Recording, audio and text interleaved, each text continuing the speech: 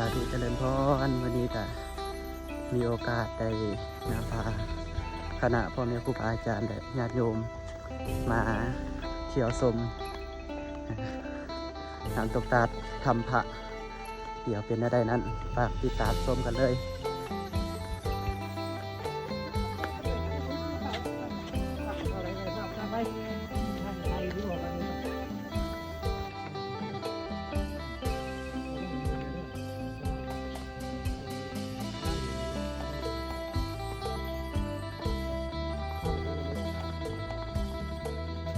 จะอยู่ตรงนี้เนาะเอาพ่อเนี่ยเขาอยู่มาปฏิบัติธรรมกับ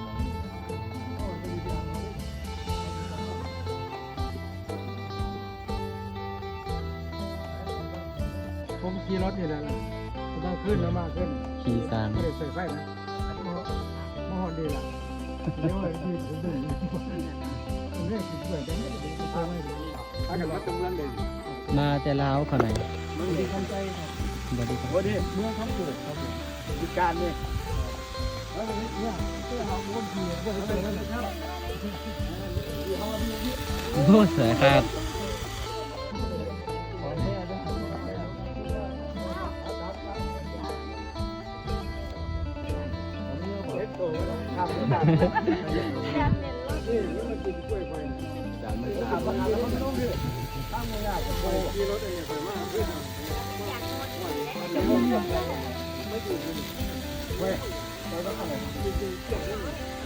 ตอนนี้กำลังตัดต้นไม้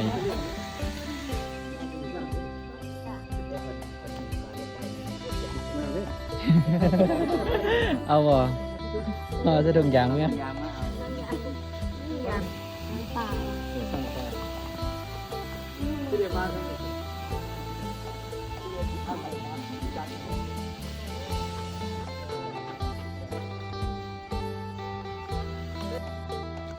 ดอกไม้ธรรมชาติดอกกระเจียวสามารถกินได้อยู่ที่ภูงัวตอนนี้ก็กำลังเดินทางไปหาน้ำตกธรรมพระหนทางก็สิประมาณนี้แล้วเนาะนี่เจอหลวงปู่เพิ่นอย่างออกกำลังกายน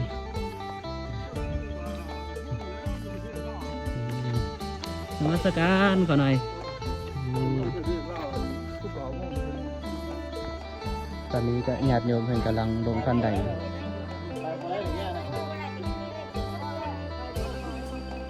มันมืดนะ ตอนนี้พระอาจารย์เพิ่นก็กำลังจะลงเนาะว่าสิเป็นอะไรมาลุ้นน้ำกัน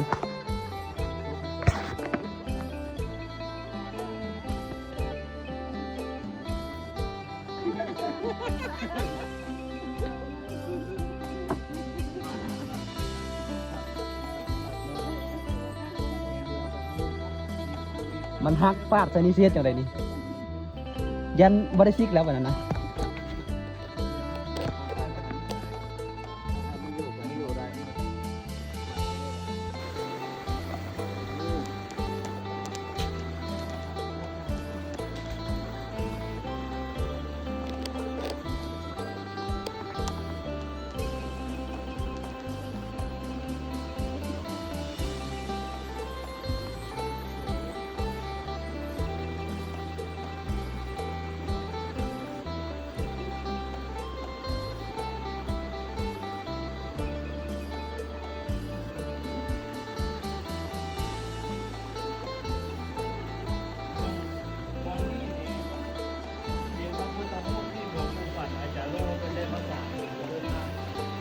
สมเด็จพระสังฆราชปัจจุบันนี้พระธรรมศาสตร์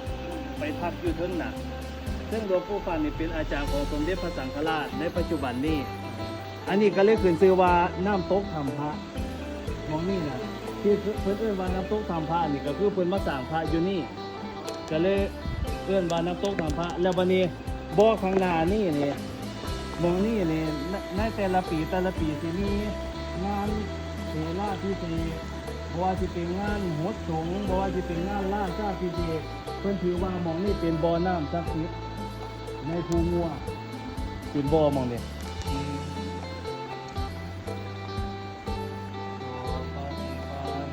ภะคะวะโตสาวกสังโฆ สังฆังนามามิ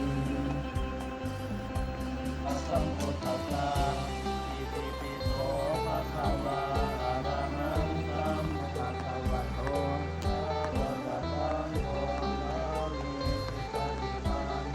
ภะคะวะโตสาวกสังโฆ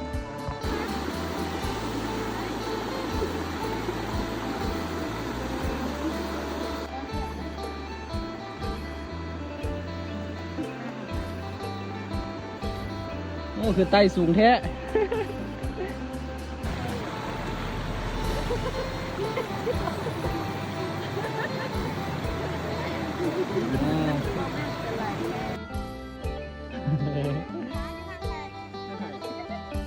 ดีใจนะ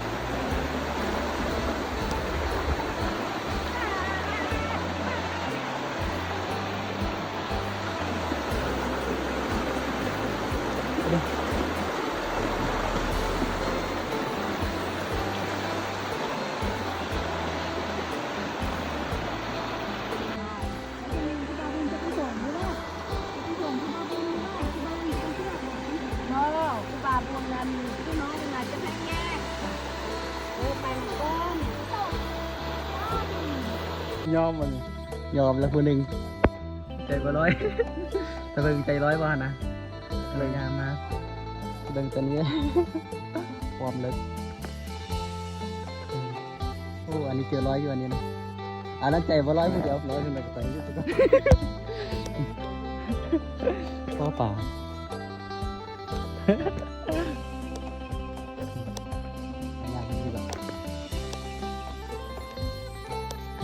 บรรยากาศ